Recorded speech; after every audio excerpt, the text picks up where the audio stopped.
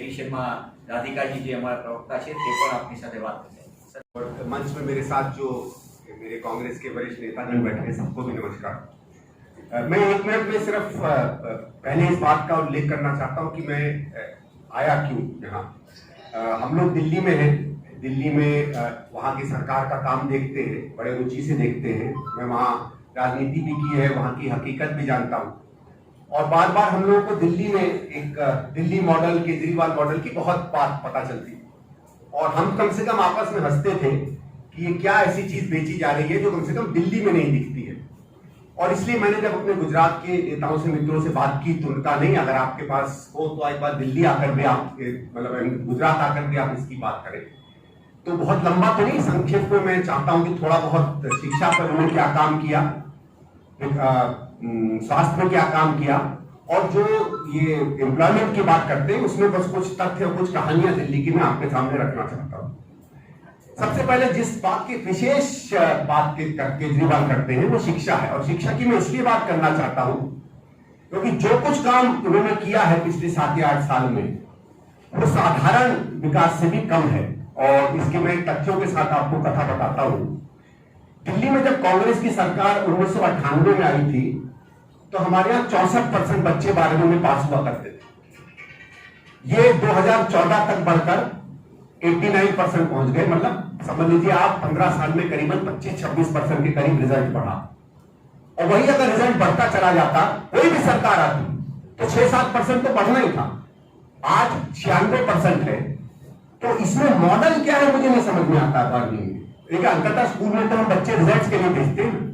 अगर कांग्रेस सरकार होती, कोई सरकार भी ना होती, तो 12वीं में यही रिजल्ट आता। और इसलिए मैं कहता हूं जो 6 या 7% का ढिंढोरा पीटते हैं ये केवल एक इश्तहार का ढिंढोरा है, इसकी हकीकत कहीं नहीं है। और एक आंकड़ा जो कभी आपको केजरीवाल या मनीष सिसोदिया दिल्ली में नहीं बताते हैं वो 10वीं क्लास के रिजल्ट की मैं आपको कहानी बताना चाहता हूं। 1998 और जो भी मैं आपको आंकड़ा दे रहा हूं ये मेरा नहीं है। अगर आप चाहेंगे तो मैं आपको वो सोर्स भेज दूंगा जो आज भी दिल्ली सरकार के वेबसाइट पर सोर्स मिलता है। इसलिए मेरे सोर्स नहीं है, ये खुद केजरीवाल, मनीष सिसोदिया अपने वेबसाइट से हमें बताते हैं। तो 1998 में जब कांग्रेस सरकार आई थी दिल्ली में 34% बच्चे 10वीं के बोर्ड में पास हुआ करते थे। 2010 तक ये 34% पास परसेंटेज बढ़ के हुआ 89% पे, 89%, 88 कुछ परसेंट है, 89% मानिए। मतलब आप समझ लीजिए क्रांतिकारी परिवर्तन जो है 10वीं क्लास के रिजल्ट में हुआ। 35%, 34% से लेके 89%। उसके बाद 99 हुआ, लेकिन मैं केजरीवाल की तरह झूठ नहीं बोलूंगा कि 99% कोई दिल्ली सरकार का था, क्योंकि आपको याद होगा 2010 में जब राइट टू एजुकेशन एक्ट आया था तो 10वीं के बोर्ड के इम्तिहान कैंसिल हो गए और फिर स्कूल उसमें पास किया करते थे। तो स्कूल नेचुरली स्कूल अपने पास करेंगे तो 100% बच्चों को पास करेंगे, तो वो 99% कंपैरेटिव नहीं है।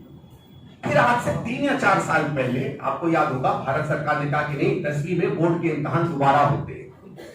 तो जब हमारे समय में 88-89% पास हुआ करते थे तो आपको आश्चर्य होगा आज से 3 या 4 साल पहले जब बोर्ड इम्तिहान इंट्रोड्यूस हुए तो 10वीं का पास परसेंटेज गिर के रह गया 72% पर और पिछले साल निकला, इस साल में जो रिजल्ट आए 81% पर। मैं वही कहता हूं, जो आदमी शिक्षा के मॉडल की बात करता है वो ये हकीकत क्यों नहीं बताता है कि हमने दिल्ली के बच्चों का भविष्य जो है 10वीं में बर्बाद कर दिया। और इसके पीछे एक और आंकड़ा है जो आप लोगों को ध्यान से देखना चाहिए। न केवल पास परसेंटेज 10% गिरा है, अगर आप सरकारी आंकड़े लेंगे तो एक छोटा सा शब्द आता है अंग्रेजी में जिसको कहते हैं ड्रॉप आउट रेट। 9वीं और 10वीं के बीच में दिल्ली के बच्चों का ड्रॉप आउट रेट 15% है। यानी दिल्ली सरकार 9वीं से 10वीं के बीच में कम से कम 12 या 15 बच्चों को फेल कर बाहर निकाल देती है। और मैं आपके सामने आरोप लगाता हूं ये सिर्फ इसलिए करती है क्योंकि उसका रिजल्ट जो है 80% हो, नहीं तो वो रिजल्ट भी 65 और 70% उतर कर आ जाएगा। ये सारी की सारी शिक्षा की प्रणाली दिल्ली में केवल इश्तहारों में अपने आप को दिखाने के लिए है। ये तो मैंने 2 रिजल्ट आपको बताया। एक और चीज बार बार केजरीवाल कहते हैं, आप लोगों ने सुना भी होगा कि साहब प्राइवेट स्कूलों से बच्चे दौड़ दौड़ के सरकारी स्कूलों में आते, सुना होगा। वो एक आंकड़ा भी कहते हैं कि साहब 2.5 लाख बच्चे आ गए सरकारी प्राइवेट स्कूल छोड़ के सरकारी स्कूलों। ये तो हम लोग हंसते हैं दिल्ली में, क्योंकि दिल्ली में 2013-14 में जब कांग्रेस की आखिरी सरकार थी तो टोटल बच्चे जो दिल्ली सरकार के स्कूलों में पढ़ा करते थे वो थे 16,20,000। 16,20,000। पिछले साल तक दिल्ली में टोटल बच्चे पढ़ने वाले सरकारी स्कूल में थे केवल 15,20,000, और इस साल जो कोविड के कारण जब ज्यादा बच्चे बढ़े सरकारी स्कूलों में तो भी 16,10,000 है। 8 साल में आबादी बढ़ी है दिल्ली की, दिल्ली में पढ़ने वाले बच्चे बढ़े हैं, और बच्चे कम कैसे हो गए सरकारी स्कूलों में, ये मैं सवाल पूछना चाहता हूं। और अगर कांग्रेस की सरकार में 15 साल में 8 लाख से 16 लाख बच्चे गए थे, अगर उसी रेट में बच्चे बढ़ रहे होते ना तो आज 21 से 22 लाख बच्चे होते दिल्ली सरकार के स्कूलों में। मैं सवाल पूछना चाहता हूं, ये 5 या 6 लाख बच्चे गए कहां भाई? अगर की बीती, मैं कहूंगी छोटे फेंकू के कई सारे नकाब आज आपके सामने उतारे, कुछ नकाब थोड़े से मैं भी उतारूंगी। इनकी ढोल की पोल आप लोगों के सामने खोलना बहुत जरूरी है, क्योंकि जिस तरीके से दिल्ली हो या पंजाब, वहां पे इन्होंने शूट एंड स्कूट की नीति अपनाई है। आरोप लगाते हैं और भाग जाते हैं, जब सबूत मांगेंगे तो कोई जवाब नहीं देंगे। वो खोलना आपके सामने बहुत जरूरी है, क्योंकि गुजरात को जो हालात दिल्ली और पंजाब में हो रहे हैं उससे बचाना बहुत जरूरी है। गुजरात वो प्रदेश जिसने देश को ही नहीं पूरे विश्व को महात्मा गांधी जी के, महात्मा गांधी जी जिनकी हत्या किसने की? भारतीय जनता पार्टी की विचारधारा ने की। और आज महात्मा गांधी जी का अस्तित्व मिटाने का कौन काम कर रहे हैं? जैसे ही इनकी पंजाब में सरकार बनी तो केजरीवाल साहब जो डिफैक्टो मुख्यमंत्री है पंजाब के, उन्होंने सबसे पहला ऑर्डर क्या दिया? उन्होंने कहा सारे गवर्नमेंट ऑफिसेज में से सबसे पहला काम किया महात्मा गांधी जी की तस्वीर हटाने का। और यहाँ पे आते ही सबसे पहले वो गांधी आश्रम गए और यहाँ पे आके गांधी जी का नाम लेते हैं। किस मुंह से वो गांधी आश्रम में पैर रखते हैं, जब उन्होंने सबसे पहला काम, सबसे पहला डिसीजन सरकार बनाते ही पंजाब में ये लिया कि गांधी जी की प्रतिमा को हर ऑफिस से हटा दिया जाए। मैं दिल्ली से आती हूँ, एक महिला हूँ। हमारी सरकार वहां 15 साल थी, शीला दीक्षित जी ने दिल्ली को बनाया और संवारा। उसको बिगाड़ने का काम पिछले 7 साल से केजरीवाल सरकार कर रही है। तिरंगा लेके निकले थे, जैसे एक बार हम सबने देखा था, मोदी जी कहते हैं मैं झोला लेकर निकला हूँ, पिटारे में कई सारे वादे किए थे जो अभी तक पूरे नहीं हुए। उसी तरीके से ये तिरंगा लेकर चले थे। और मैं मानती हूँ जब आप तिरंगा लेकर चलते हैं तो जो आप बातें करते हैं उन पर खरा उतरना हमारी जिम्मेदारी होती है, क्योंकि वही सबसे बड़ी राष्ट्रभक्ति होती है। लेकिन उन्होंने सबसे बड़ा राजद्रोह करा और क्या किया? तिरंगा लेके 2 बड़ी बातें करी, महिला सुरक्षा और भ्रष्टाचार। महिला सुरक्षा के नाम पे क्या हुआ? निर्भया के नाम पे इन्होंने सरकार तो बना ली, लेकिन उसी निर्भया के बलात्कारियों को क्या किया? सिलाई मशीन देने का काम किया, दिल्ली में रोजगार भत्ता देने का काम किया। उसके बाद जो निर्भया फंड हमारी सरकार ने बनाया था, उसका आज तक 1 रुपया इस्तेमाल नहीं किया गया। और मेरे आंकड़े नहीं है, एनसीआरबी के लेटेस्ट आंकड़े हैं कि दिल्ली में रोज 2 नाबालिग लड़कियों के साथ बलात्कार होता है। दिल्ली सबसे असुरक्षित राजधानी है देश की, और देश की राजधानी है। और अगर दिल्ली जैसे शहर में महिलाएं सुरक्षित नहीं है तो कहां की महिलाएं सुरक्षित होंगी? आपने बड़े बड़े वादे किए कि हम ऐसा करेंगे, वैसा करेंगे, हम कई कैमरे लगाएंगे। 5 लाख कैमरे लगाने का वादा था, 1 लाख कैमरे भी नहीं लगे और कोई भी नहीं चलता है उसमें से। आप आते हैं गुजरात और यहाँ पे जब बिल्किस बानो के बलात्कारियों को छोड़ दिया जाता है, एक 3 साल की उसकी बेटी जिसके बलात्कारियों और उसके हथियारों को छोड़ दिया जाता है, केजरीवाल साहब एक शब्द नहीं बोले। वैसे तो बहुत ट्वीट करते थे शीला जी को लेकर, do we need such a helpless CM?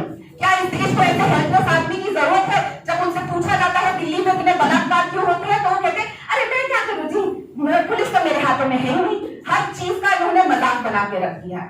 दूसरा वादा जो इन्होंने झंडा पकड़ के, तिरंगा पकड़ के किया था कि करप्शन, बार बार इन्होंने कांग्रेस सरकार के ऊपर करप्शन के दावे लगाए थे।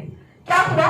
7 साल में एक भी फाइल खोली, 7 साल में एक भी आरोप साबित कर पाए, कुछ नहीं हुआ। लेकिन इनके 2 स्वास्थ्य मंत्री जेल में गए, पंजाब के स्वास्थ्य मंत्री जेल में गए और दिल्ली के स्वास्थ्य मंत्री तो अभी तक जेल में है और उनको बेल नहीं मिल रही है। तो समझ सकते हैं आप कि कितने गंभीर आरोप है। बार बार ये अपनी शिक्षा नीति की बात करते हैं, ये कौन सी शिक्षा नीति है? जब सिसोदिया साहब को देश की दिल्ली के बच्चों के लिए शिक्षा नीति बनानी थी तो वो कोरोना के समय पे क्या कर रहे थे? वो एक्साइज पॉलिसी बना रहे थे। जब दिल्ली की जनता ऑक्सीजन के लिए तड़प रही थी, सड़कों पे वो डरावना मंजर था। हम सब ने अपने परिवार में कम से कम एक साथी को खोया, कम से कम एक सदस्य को खोया, क्योंकि आम जनता वहां सड़कों पे आई थी एक दूसरे की मदद करने। ना केंद्र सरकार ने और ना दिल्ली की सरकार ने, उन्होंने कुछ नहीं किया, सिर्फ एक दूसरे पे आरोप लगाने का काम कर रहे थे और एक्साइज पॉलिसी का पैसा खाने की कोशिश कर रहे थे और माफिया के साथ मिल रहे थे। और आज जब आप उनसे सवाल पूछते हैं तो जो राघव चड्ढा यहाँ पे इंचार्ज बन के आया वो कहते हैं तो क्या हो गया, कोरोना आया तो आया, इसमें क्या कर सकते हैं, एक्साइज पॉलिसी तो फिर भी करनी पड़ेगी, कोरोना से क्या लेना देना। अगर उनको दिल्ली की जनता की जान की फिक्र नहीं है, दिल्ली की महिलाओं की सुरक्षा की फिक्र नहीं है, तो आप सोच सकते हैं पहले दिल्ली बर्बाद किया, फिर पंजाब बर्बाद कर रहे हैं और यहाँ गुजरात का क्या हाल करेंगे। जो देश का तिरंगा लेके झूठ बोलते हैं, इससे बड़ा राजद्रोह क्या हो सकता है। जो अपने बच्चों के सर पे हाथ रख के कसम खाता है इंसान और कहता है कि मैं कभी राजनीति में नहीं आऊंगा, कभी वीआईपी कल्चर नहीं लूंगा, कभी चुनाव नहीं लड़ूंगा। अरे जो अपने ही बच्चों का नहीं हो वो आपके और हमारे बच्चों का क्या होगा। इसीलिए बहुत जरूरी है कि आप मीडिया के साथ ही उनकी ढोल की बोल, उनकी असलियत, जिस तरीके से संदीप जी ने सारे आंकड़े बताए, आगे जाके भी संदीप जी आप लोगों को और आंकड़े भी बताएंगे। ये मुद्दों को कवर करना बहुत जरूरी है और गुजरात की जनता को, गांधी जी के प्रदेश की जनता को असलियत और सच जानना बहुत जरूरी है। ऐसे ही अन्य खबरों के लिए चैनल को सब्सक्राइब कीजिए। खबरों का नोटिफिकेशन पाने के लिए बेल आइकॉन को जरूर दबाएं।